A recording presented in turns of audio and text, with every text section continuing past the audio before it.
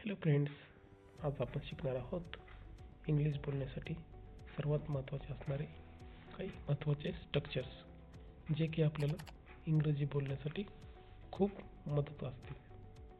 तर हा व्हिडिओ आपण पहिल्याच वेळेस पाहत असाल तर व्हिडिओला लाईक आणि सबस्क्राईब करून घ्या, म्हणजे नवीन व्हिडिओसाठी नोटिफिकेशन येण्यासाठी तुम्हाला येऊन जातील. तर ह्या व्हिडिओमध्ये आपण जे काही महत्त्वाचे स्ट्रक्चर असतात सेंटेन्स बनवण्यासाठी ते प्रत्येक स्टेप बाय स्टेप पाहणार आहोत. त्यामध्ये सिंपल स्टेज म्हणजेच वर्तमान काळात कशा प्रकारचे स्ट्रक्चर असते, त्यानंतर चालू वर्तमान काळात कसं आपल्याला बोलायचं असेल त्याचं काही स्ट्रक्चर, त्यानंतर भूतकाळात काही बोलत नसतात त्याबद्दलचे काही स्ट्रक्चर, तसेच चालू वर्तमान काळामध्ये, तसेच फ्युचर म्हणजेच भविष्य काळामध्ये आणि एखादी क्रिया आपण चालू असते ते सांगण्यासाठी, तसेच इम्प्युरिटी सेंटेन्स, तसेच मालकी आपले हक्क दाखवणारे काही सेंटेन्स, तसेच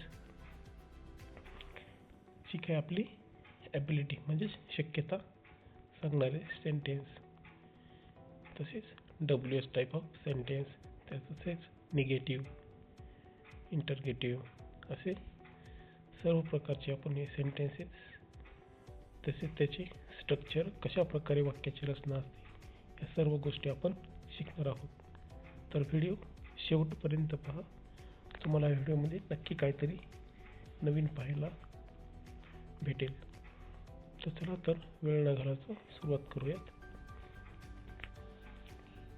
तर इंग्लिश बोलण्यासाठी ग्रामरपेक्षा स्ट्रक्चर हे महत्त्वाचे असते.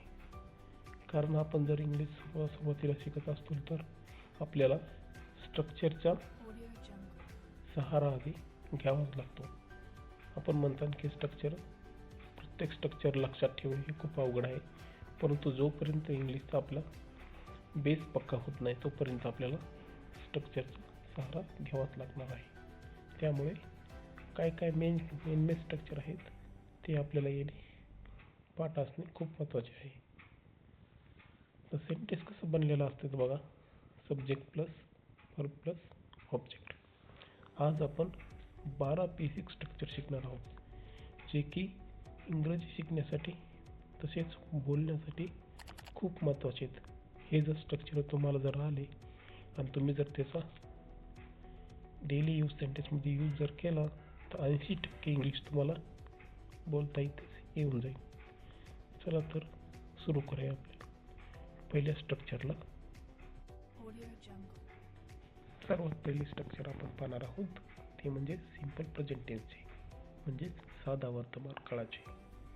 म्हणजेच आपण साध्या वर्तमान काळात कशा प्रकारे बोललो जातो या गोष्टी आपण एका स्ट्रक्चरच्या माध्यमातून समजून घेणार आहोत. म्हणजेच साध्या वर्तमान काळात कसे बोलले जाते, तर जे काय आपल्या काही फॅक्ट्स असतात, म्हणजेच डेली रुटीन सांगणारे, तसेच आपण एखादे एक युनिव्हर्सल ट्रूथ म्हणजेच त्रिकालदर्शी सत्य, अशा काही गोष्टी आपण सांगत असतो त्या ह्या सिंपल प्रेझेंटमध्ये सांगितल्या जातात. तर सिंपल प्रेझेंट टेन्सचं स्ट्रक्चर काय असेल तर subject plus V1 plus object. काय असेल? Subject plus V1 plus object. Subject म्हणजेच कर्ता, V1 म्हणजेच जो काही वर्ब असेल तो पहिल्या रूपात असेल आणि ऑब्जेक्ट म्हणजेच राहिलेला वाक्याचा शेवट. तर उदाहरणार्थ आपण काही एक्झाम्पल पाहणार आहोत. खाली 2 एक्झाम्पल आहेत. मी सांगितले होते आपली जी काय डेली रुटीन असते ते आपण सांगण्यासाठी सिंपल प्रेझेंटचा उपयोग करतो. तर मी 2 एक्झाम्पल आहेत. पहिलं कोणतं? मी 6ला उठतो. मी 6ला उठतो. तर इंग्लिशमध्ये काय होईल? याच्यातील वाक्यातील कर्ता कोणता आहे तर मी. तर इंग्लिशमध्ये काय होईल? I wake up at 6 PM. At wake up 6 PM. याच्यात वाक्याचा कर्ता आय वेक अप हा वर्बचा पहिला प्रकार. इंग्लिशमध्ये काय होईल? I wake up at 6 PM. PM at 6, म्हणजेच मी 6ला दिले, PM नाही, फक्त 6 दिलेलं आहे. नंतरचं एक्झाम्पल आहे, ती शाळेत जाते. ती शाळेत जाते. हे बी कशा प्रकारचे वाक्य आहे तर डेली रुटीनमधले आहे. ती कशी रोजच शाळेत जात असते त्या प्रकारे. तर इंग्लिशमध्ये काय होईल, तीसाठी इंग्लिशमध्ये करता म्हणजे सब्जेक्ट काय असेल तर शी, जाण्यासाठी वर्ब काय असेल तर गो. शी गोज टू स्कूल काय होईल, शी गोज टू स्कूल. इथे लक्ष घ्या, इथे ज्यावेळेस वाक्याचा करता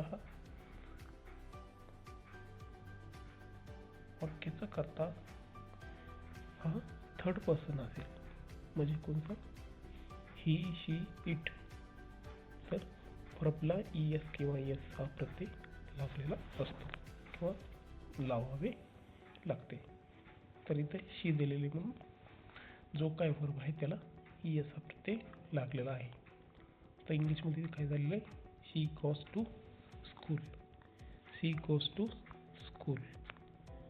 आपल्याला इंग्रजी येण्यासाठी ज्या प्रकारे आपली व्हॅकॅब्युलरी म्हणजेच शब्दसंग्रह हा मजबूत असणे म्हणजे स्ट्रॉंग असणे खूप महत्त्वाचे आहे.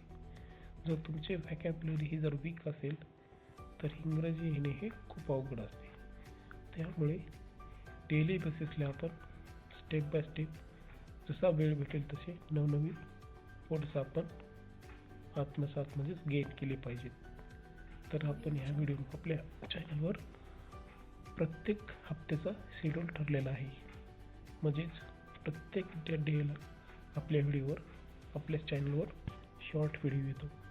त्यामध्ये डेली यूज सेंटेन्सेस, न्यू व्हॅकॅब्युलरी, तसेच शॉर्ट फॉर्ममध्येच जे काही स्पोकन इंग्लिशचे चॅप्टर असतात तसेच कॉम्पिटिटिव्ह एक्झामच्या तयारीसाठी जे काही क्वेश्चन किंवा जे काही क्वेश्चन असतात ते सर्व गोष्टी आपण शॉर्ट व्हिडिओच्या माध्यमातून तसेच लॉंग व्हिडिओच्या माध्यमातून आपल्या चॅनलवर आपण अपलोड करीत असतो.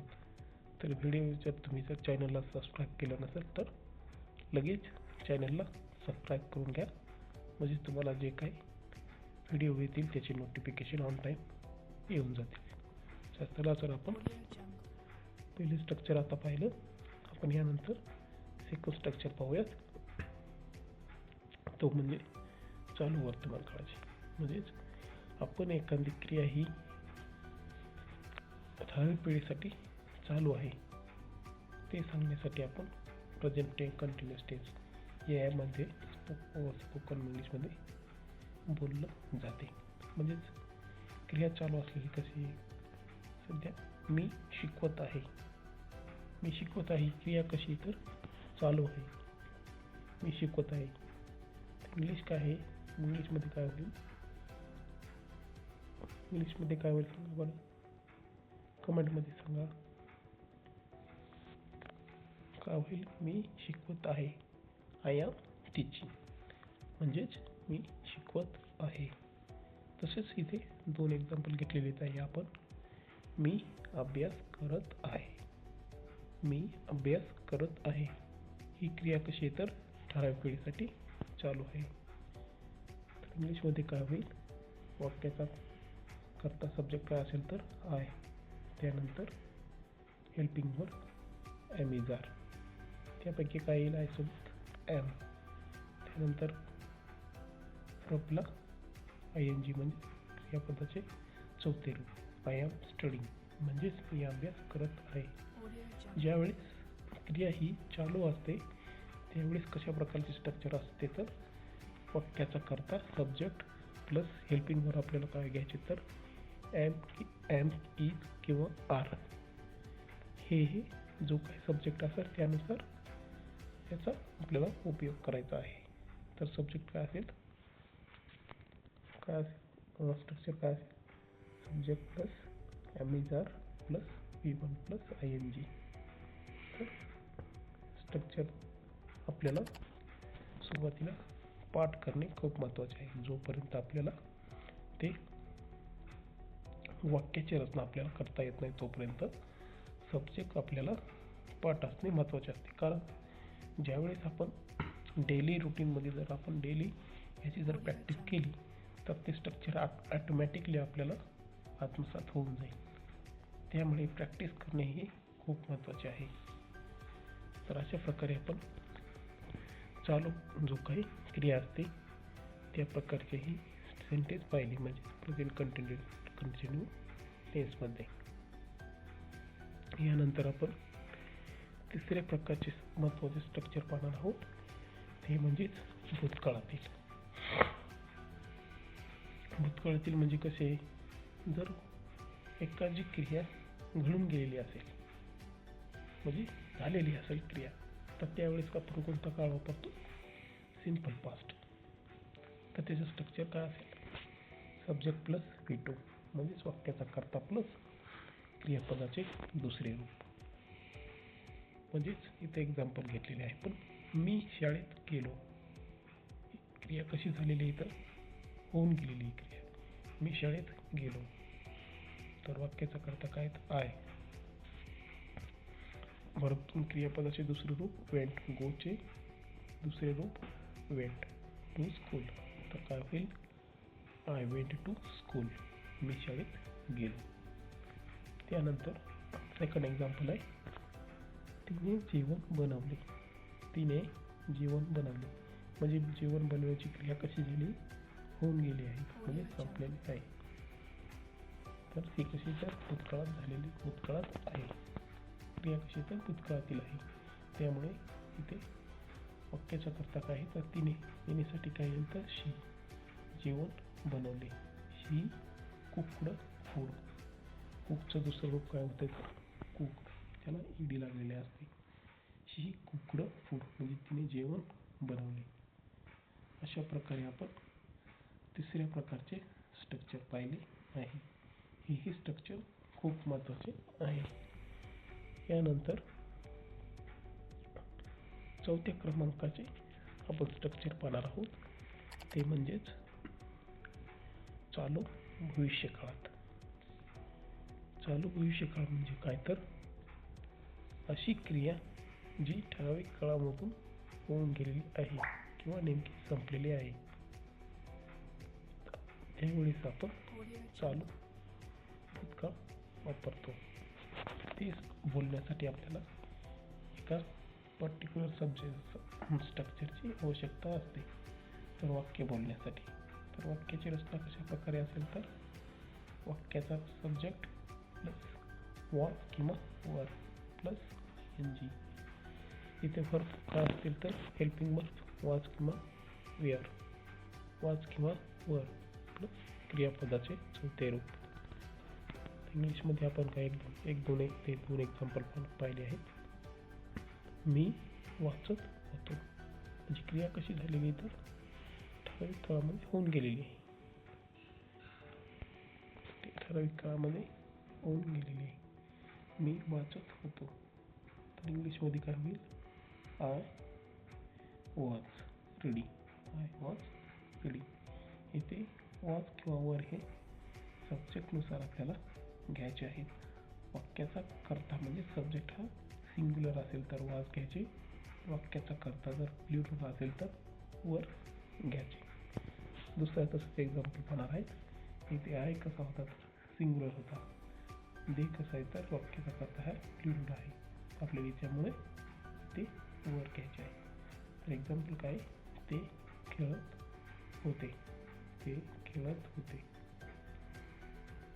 इंग्लिशमध्ये काय, तेसाठी दे वर प्लेइंग. खेळण्याला शब्द काय, तर प्लेइंग, दे वर प्लेइंग. अशा प्रकारे आपण चालू भूतकाळात कसे आपल्याला बोलायचे असते त्याचे आपण स्ट्रक्चर पाहिले आहे.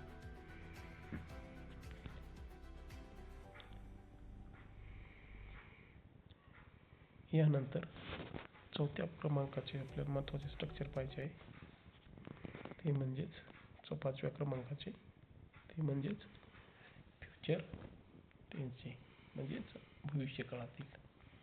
ज्यावेळेस आपल्याला भविष्य काळाबद्दल बोलायचे असते त्यावेळी लक्षात आले पाहिजे विल किंवा शाल. स्पोकन इंग्लिशमध्ये जास्त करून 90% विलचा उपयोग केला जातो. इंग्लिश ग्रामरमध्ये शाल किंवा विल या दोन्हीही हेल्पिंग वर्डचा उपयोग केला जातो. कारण इथे स्पोकन इंग्लिशमध्ये विलच का वापरले जाते तर आपल्याला आधी शाल आणि विल ह्या दोन्ही हेल्पिंग वर्डचा मिनिंग माहीत असले पाहिजे. शाल हे लक्षात घ्या, शाल हे सांगण्यावेळी संभाव्यता सांगते. काय सांगते तर संभाव्यता. परंतु विल हे ज्यावेळेस आपण विल हा हेल्पिंग वर्ड वापरून सांगत असतो तर विल हे शक्यता सांगत असते, म्हणजे शक्यता होण्याची. तर शाल हे फक्त संभाव्यता सांगत असते. संभावना आणि शक्यतामध्ये खूप फरक आहे. त्यामुळे स्पोकन इंग्लिशमध्ये शालचा तेवढा उपयोग केला जात नाही. तर ज्यावेळेस आपल्याला भविष्यकाळात बोलायचे असते, म्हणजे भविष्यकाळातील एखाद्या क्रियेबद्दल बोलायचे असेल त्यावेळी वाक्याची रचना काय असेल तर subject plus will plus V1 म्हणजेच क्रियापदाचे कितवे रूप असेल तर पहिले रूप. ज्यावेळी बी आपल्याला भविष्यात बोलायचे असेल सेम म्हणजे साध्या भविष्यकाळात तर subject plus will plus V1. उदाहरणार्थ इथे एक्झाम्पल आपण पाहूत. मी उद्या तुला मी फोन करेल.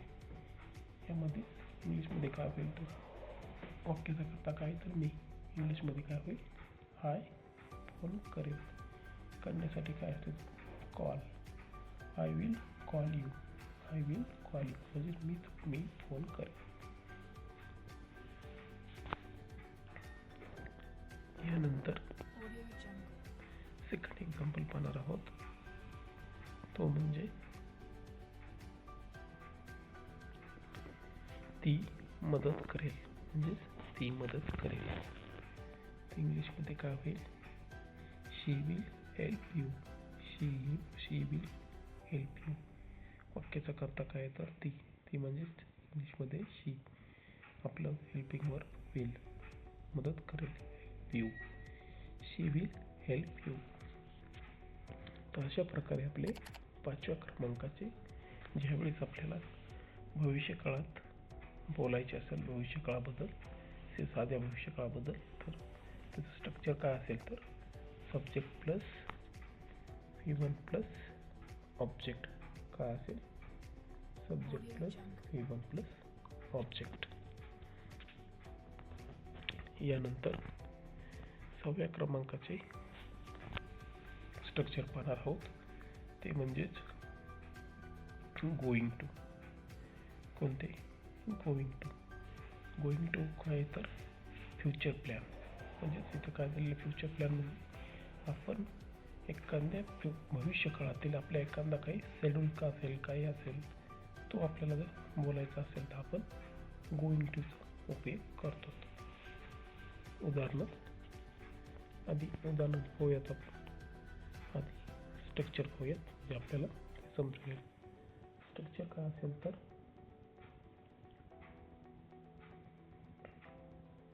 सुरुवातीला am is are plus going to plus V1 म्हणजेच subject plus am is are plus going to V1.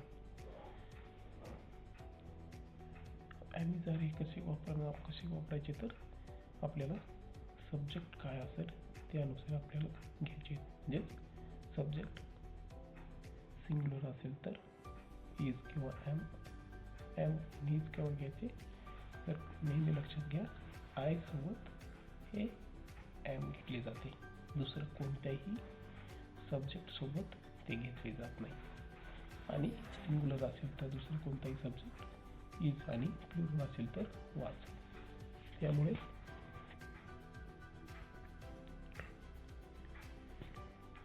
Structure काय असेल तर subject plus am is are plus going to plus V1. आपण एक एक्झाम्पल पाहणार आहोत. उदाहरणार्थ मी अभ्यास करणार आहे. अभ्यास करणार आहे. म्हणजे ही कसं सांगत आहे तर उद्या सांगत आहे म्हणजे भविष्य सांगत आहे, परंतु एक प्लॅन सांगत आहे म्हणजे काहीतरी आपण करणार आहोत. ते एक प्लॅन आहे, प्लॅन किंवा शेड्यूल आहे म्हणजे मी काहीतरी करणार आहे. त्या रिगार्डिंग आपण पाहणार आहोत. सब्जेक्ट काय आहे तर वाक्यामध्ये मी म्हणजेच आय. त्यानंतर आपल्याला जे काही स्ट्रक्चर दिलेलं आहे त्या सब्जेक्टनुसार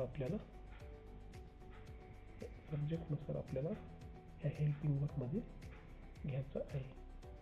तर आयसोबत आपण प्रिव्हियस टाईमचं सांगितलं की आयसोबत नेहमी ॲम हा हेल्पिंग वर्क घ्यायचा. तर काय होईल, आय ॲम, त्यानंतर गोईंग टू, त्यानंतर क्रियापदाचे पहिले रूप. अभ्यास करण्यासाठी काय असतं तर स्टडी. काय असतो शब्द study. I am going to study म्हणजेच मी अभ्यास करणार आहे. इथे लक्षात घ्या, इथे कधीच होऊ देऊ नका. म्हणजे चालू वर्तमान काळ म्हणजेच फ्युचर कंटिन्यू टेन्स आणि गोईंग टूचा उपयोग. यामध्ये हे स्ट्रक्चर झालं गोईंग टू म्हणजे आपण फ्युचर प्लॅन आपल्याला सांगायचं आहे, परंतु आपल्याला म्हणजे भविष्य चालू भविष्य काळात बोलायचं आहे.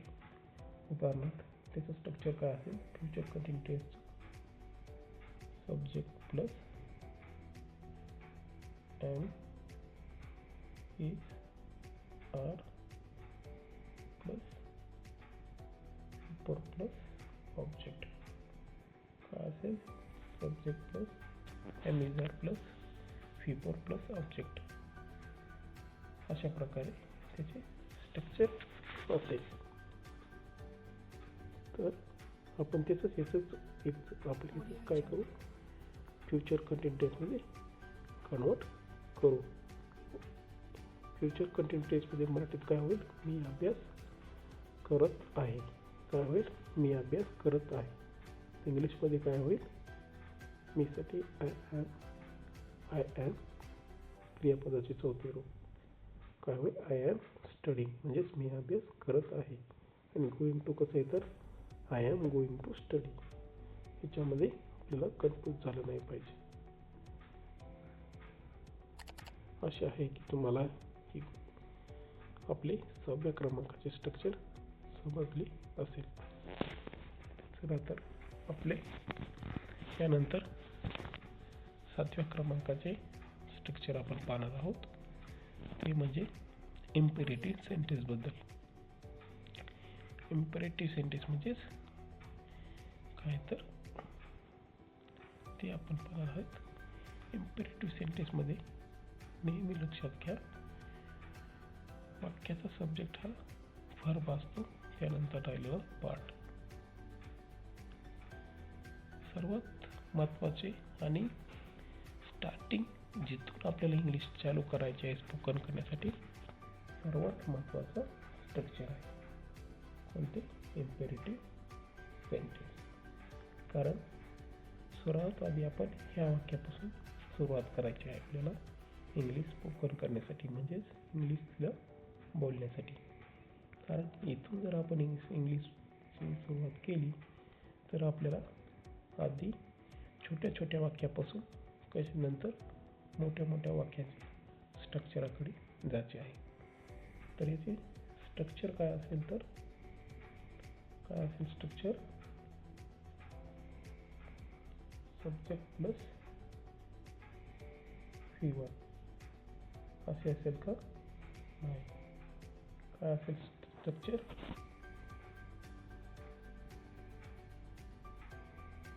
Plus object plus object. Object म्हणजेच वर्ब काय असेल, उदाहरणार्थ सीट, बस, सीट डाऊन. हे काय वर्ब काय असेल, जो काही वर्ब असेल आपल्याला तो सुरुवातीला घ्यायचा, ॲक्शन नंतर. इथे काय बसा. त्यानंतरचं एक्झाम्पल आहे, त्यानंतरचं कोणतं आहे तर त्यानंतरचं दरवाजा उघडा. कोणते आहे?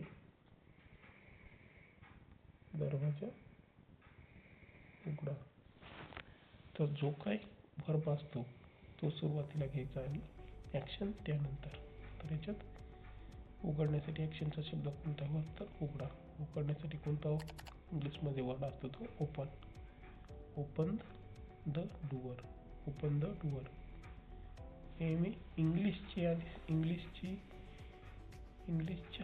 वाक्याची स्ट्रक्चरची रचना आणि मराठी वाक्याच्या स्ट्रक्चरची रचना याच्यात खूप फरक आहे, लक्षात घ्या. त्यानंतरचं एक्झाम्पल आहे कृपया मदत करा. कृपया मदत करा. तर आपल्याला वाक्य बोलण्यासाठी नेहमी लक्षात घ्यायचं वाक्यातील जो काही वर्ब असतो म्हणजे क्रिया असते ती सुरुवातीला घ्यायची. कृपया मदत करा. बेसिकली प्लीज मदत करण्यासाठी शब्द काय? Please help me. Please help me. काय होईल? Please help me. कृपया मदत करा. अजून एक एक्झाम्पल पाहू. फॅन लावा. Put on the fan. Put on the fan. Light बंद करा.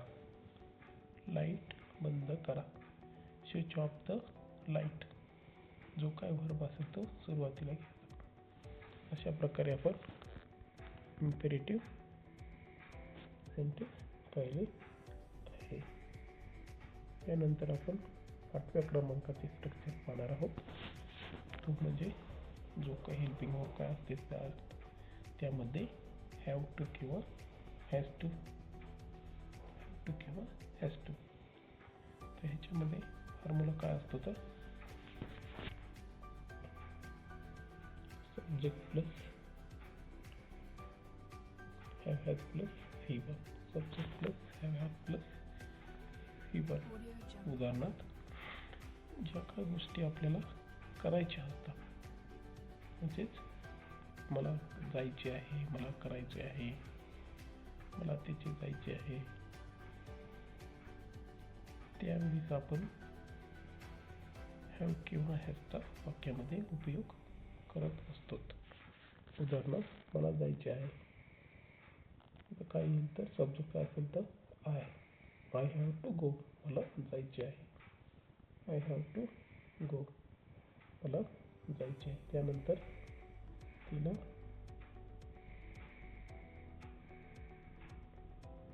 अभ्यास करायचा आहे. तिला अभ्यास करायचा आहे.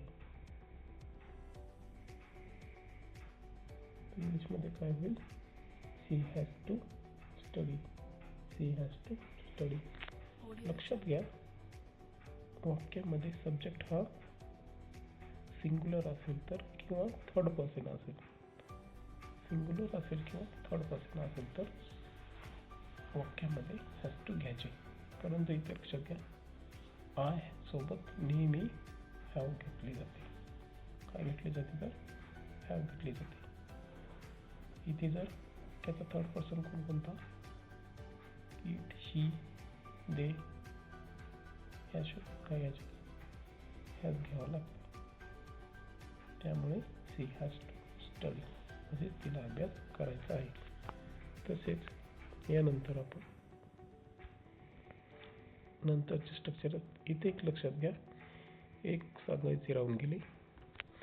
हॅव टूचा उपयोग दुसरा मालकी हक्क सांगण्यासाठी केला जातो.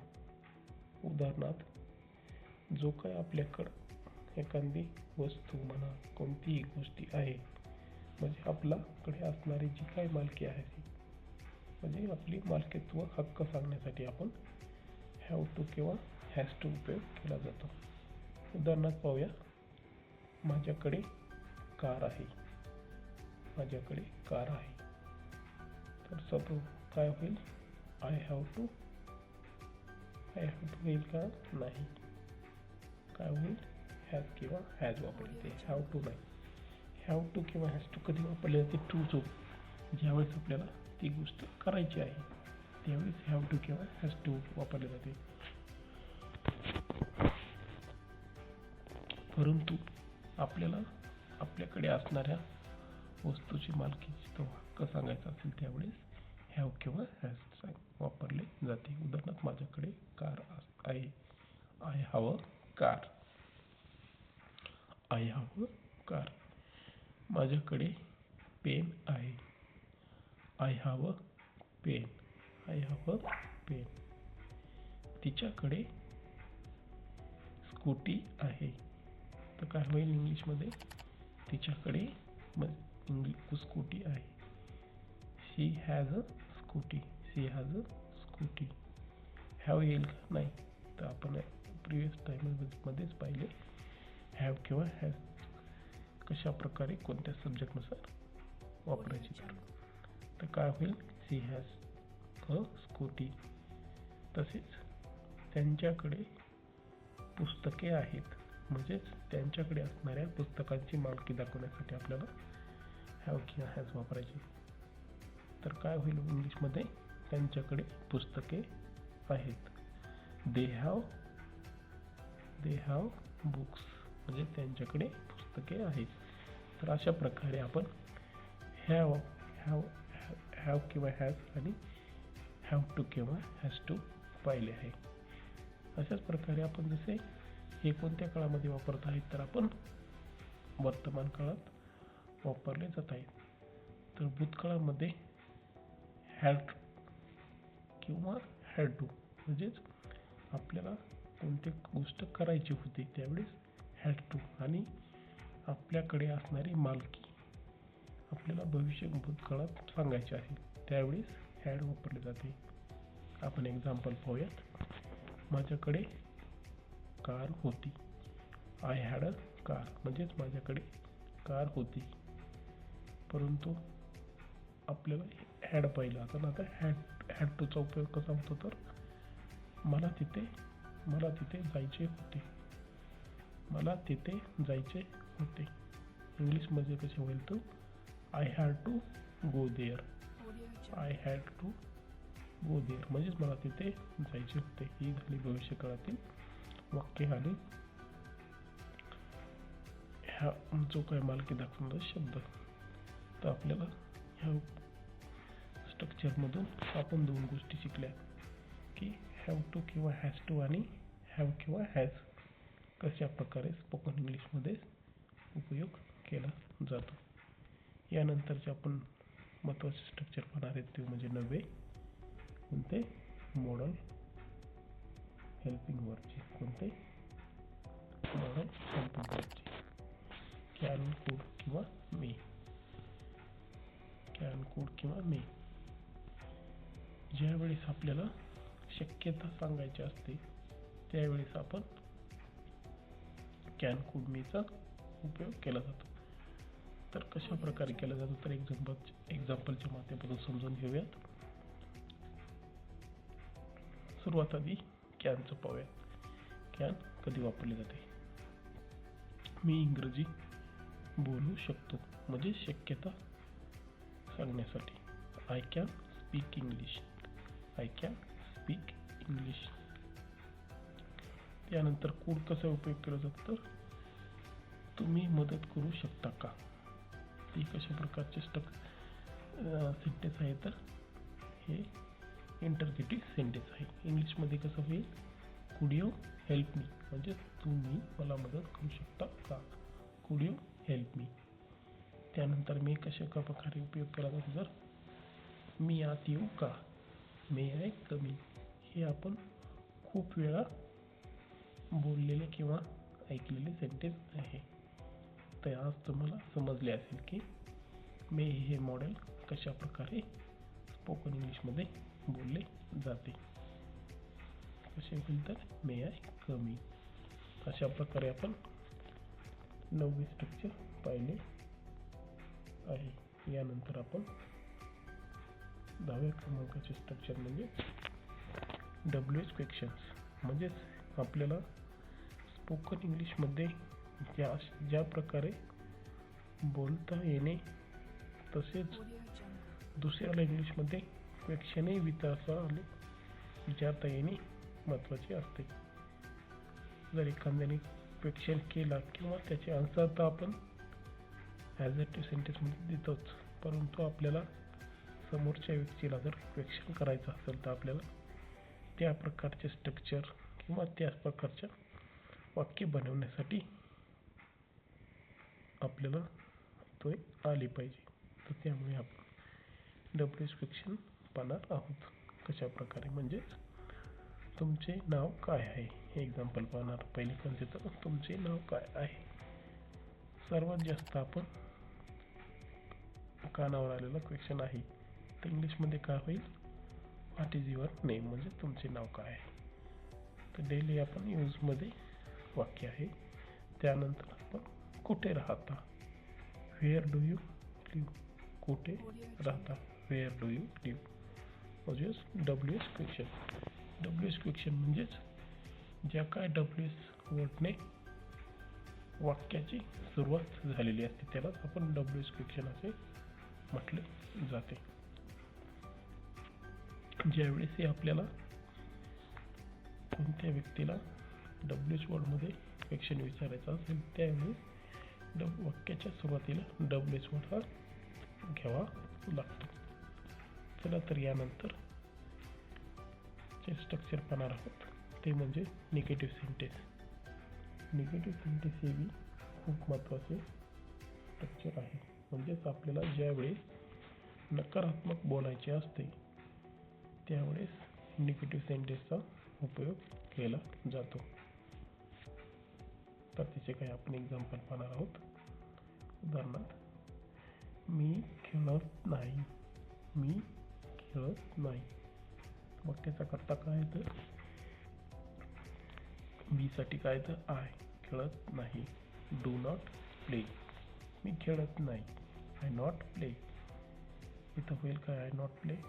नेहमी लक्षात घ्या, ज्यावेळी वाक्यामध्ये वाक्य आपल्याला निगेटिव्ह करायचे असते म्हणजेच वाक्यामध्ये हेल्पिंग वर्ब आलेला नसतो. हेल्पिंग वर्ब म्हणजे कोणते, आता ह्या वाक्यामध्ये हेल्पिंग वर्ब कोणते, am is are, was were, have have, के कॅन, मे कॅन कुड, के कॅन कुड, मे माईट, मस्ट, हे कोणते तर हेल्पिंग वर्ब आहेत. पण मेन वर्ब कोणता असतो, तो मेन वर्ब काय आहे वाक्यामध्ये, हेल्पिंग वर्ब आहे का, नाही. आहे का इथे, नाही.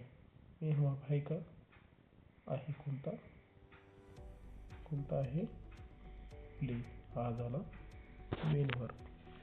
वाक्यात इथं कोणता असला असता, इथे जर हेल्पिंग वर्ब असला असला तर आय ॲम प्ले म्हणजे मी क्रिकेट आहे असं होतं का, नाही. आय इथे काय असला असता, आय ॲम असला असता. परंतु वाक्याचा रचनाही किंवा अर्थही वेगळा असला. त्यामुळे लक्षात घ्या, ज्यावेळीही आपल्याला वाक्य निगेटिव्ह करायचे असते, ज्यावेळी वाक्यामध्ये हेल्पिंग वर्ब आलेला नसतो, फक्त मेन वर्बच आलेला असतो, पण अशा वाक्यामध्ये आपल्याला त्या वाक्याचे निगेटिव्ह करायचे असते त्यावेळी वाक्यामध्ये डू किंवा डजचा ह्या हेल्पिंग वर्बचा उपयोग केला जातो.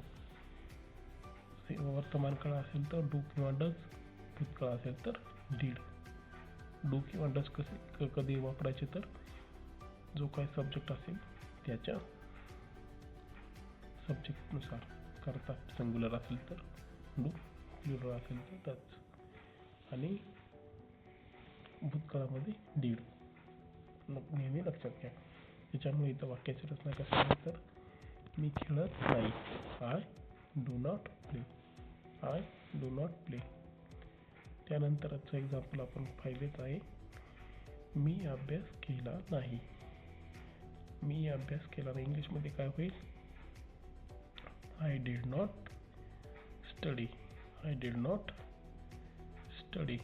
मी अभ्यास केला नाही. यानंतरचा रूल्स नेहमी लक्षात घ्या, ज्यावेळीही वाक्यामध्ये डीड आले असते, डीड नॉट किंवा डीड निगेटिव्ह किंवा असो, अल्टरनेटिव्हमध्येच पॉझिटिव्ह सेंटेन्स असू द्या, वाक्यामध्ये जर डीड जर आले तर त्यानंतर येणारा वर्ब हा वर्बचे आपल्याला पहिले रूप घ्यायचे असते. कोणते रूप? पहिले रूप. मी अभ्यास केला नाही हे कसं येतं? भूतकाळी वाक्य. परंतु इथं वाक्यात डीड आल्यामुळे वर्ब कसा आहे तर पहिल्या रूप आहे. स्टडीड आहे का? नाही.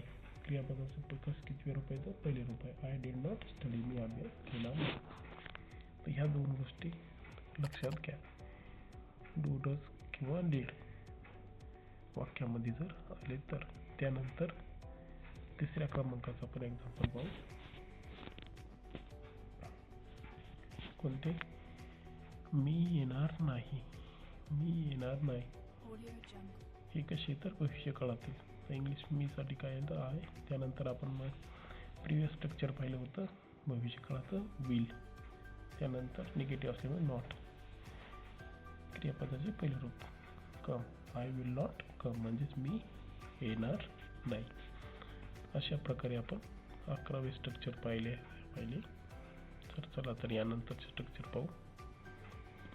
यानंतरचे स्ट्रक्चर आणि आपले या व्हिडिओचे शेवटचे स्ट्रक्चर ते म्हणजे इंटरगेटिव्ह स्ट्रक्चर. कोणते?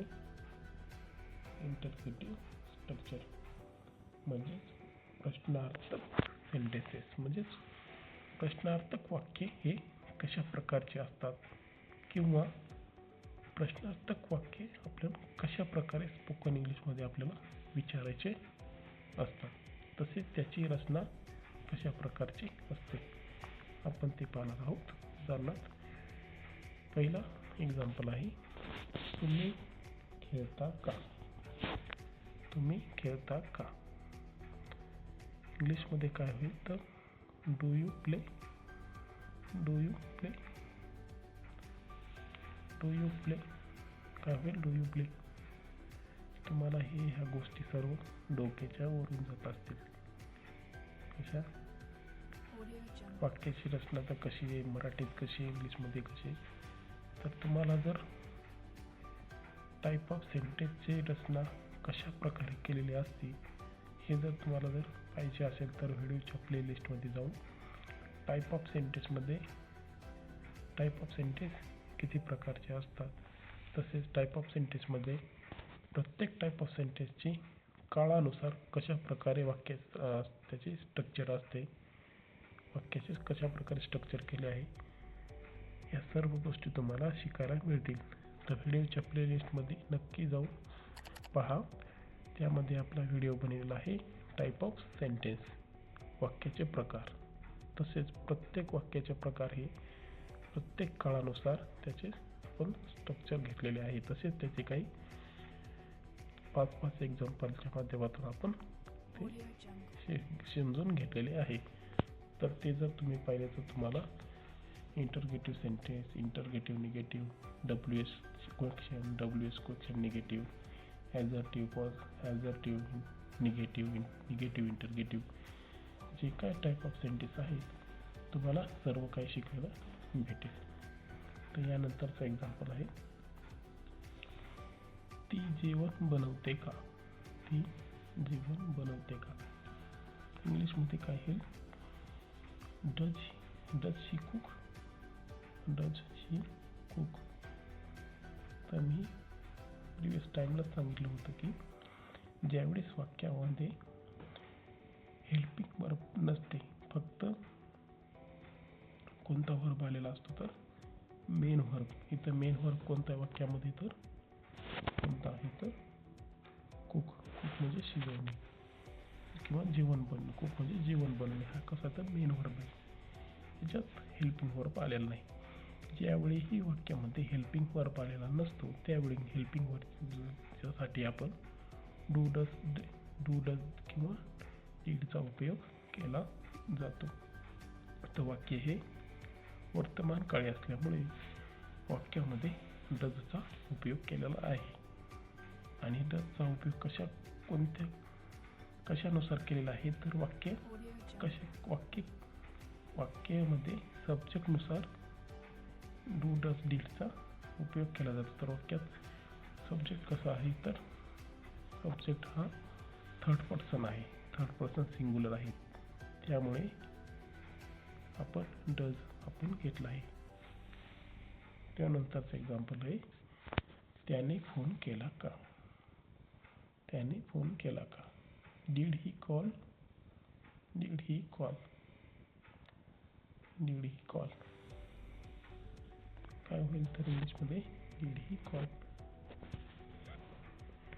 तर अशा प्रकारे आपण सर्व 12 किती आपण सेंटेन्स पाहिले, म्हणजेच किती स्ट्रक्चर पाहिले, तर टोटल 12 स्ट्रक्चर पाहिले. पहिले कोणते पाहिले तर सिंपल प्रेझेंटचा साधा वर्तमान काळ, त्यानंतर चालू वर्तमान काळात कसे बोलायचे, तर त्यानंतर साधा भूतकाळ, त्यानंतर चालू भूतकाळ, त्यानंतर भविष्य काळात कशा प्रकारचे स्ट्रक्चर असते भविष्य काळात बोलायचे असेल तर, त्यानंतर गोइंग टूचा आपण उपयोग बघितला. हे स्पोकन इंग्लिशमध्ये खूप वेळा बोलले जाते, म्हणजेच यासाठी वापरले तर फ्युचर प्लॅनसाठी. तसेच इम्पेरेटिव्ह सेंटेन्स हा खूप महत्त्वाचे आहे इंग्लिश बोलण्यासाठी. आपल्याला ह्या स्ट्रक्चरपासून पहिल्यांदा सुरुवात केली पाहिजे. त्यानंतर आपण हॅव किंवा हॅज टूचा उपयोग बघितला, तसेच त्याचे स्ट्रक्चर. तसेच हॅव टू हॅज टू नंतर हॅव किंवा हॅज हे मालकी, स्वतःची मालकी कशा प्रकारे सांगितले जाते ते हे आपण एक्झाम्पलच्या माध्यमातून समजून घेतले. त्यानंतर आपण काय पाहिले, कॅन, कुड किंवा मे हे मॉडेल हेल्पिंग वर्ब पाहिले. त्यानंतर WH क्वेश्चन कशा प्रकारचे क्वेश्चन विचारले जातात. त्यानंतर निगेटिव्ह सेंटेन्स, त्यानंतर इंटरगेटिव्ह सेंटेन्स. अशा प्रकारे आपण सर्व काही 12 स्ट्रक्चर पाहिले. तुम्ही जर या सर्व स्ट्रक्चरचा डेली बेसिसवर तुम्ही जर प्रॅक्टिस केली तर तुम्हाला अवघ्या काही दिवसामध्ये इंग्लिश बोलायला येऊन जाईल. परंतु तुमच्या हे प्रॅक्टिसवर डिपेंड आहे. आधी तुम्हाला स्ट्रक्चर येणे, याचे स्ट्रक्चर माहीत असणे खूप महत्त्वाचे आहे. कारण जर स्ट्रक्चर जर माहीत असेल तर वाक्याची रचना करता येते. वाक्याची रचना जर करता आली तर तेच तुम्हाला बोलता येते. तर नक्की हे 12 स्ट्रक्चरची तुम्ही प्रॅक्टिस करा.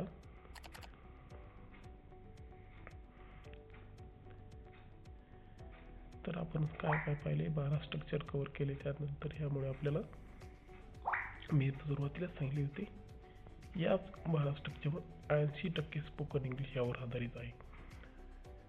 तसेच तुम्ही रोज काय करा, 10 सेंटेन्स तयार करा, म्हणजे तुम्हाला त्याची प्रॅक्टिस होऊन जाईल. सो फ्रेंड्स, आज आपण स्पोकन इंग्लिशमध्ये सगळ्यात महत्त्वाचे बेसिक स्ट्रक्चर शिकलो आहेत. हे स्ट्रक्चर इंग्लिश बोलणे खूप सोपं करतात आणि तुमचं काम फक्त रोज 10 वाक्य तयार करण्याची आणि बोलायची सवय लावायची आहे. If you found this class useful तर नक्की चॅनलला लाईक शेअर्स आणि सबस्क्राईब करा आणि बेल आयकॉन दाबा, म्हणजे पुढचे व्हिडिओ चुकणार नाहीत. Thank you for watching. See you in the next video. अशाच नवनवीन व्हिडिओ पाहण्यासाठी चॅनलला आत्ताच सबस्क्राईब करून घ्या. तर पुन्हा भेटूया पुढच्या व्हिडिओमध्ये. तोपर्यंत थँक्यू.